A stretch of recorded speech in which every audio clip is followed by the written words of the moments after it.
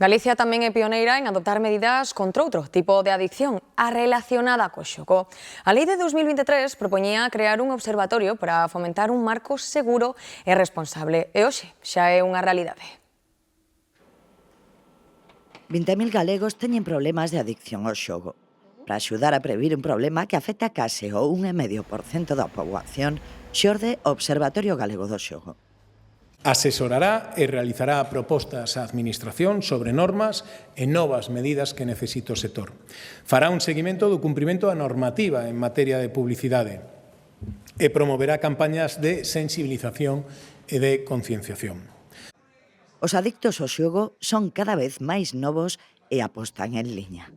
Hai 20 anos estábamos falando dun varón xogador de máquinas tragaperras e cunha idade de 50 a 55 anos, e nestes momentos estamos falando tamén dun varón como perfil medio, pero nunha idade de entre 20 e 30 anos e xogador online ou xogador de apostas deportivas.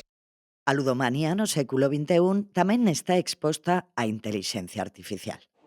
Incluso a IA, non? Pois xa temos casos que con temas de IA pois están chegando ás asociacións para ser tratados. O Consello da Xunta aprobou tamén destinar 2,5 millóns de euros a previr condutas adictivas na mocidade e un proxecto piloto para concienciar os menores dos riscos do abuso da tecnoloxía.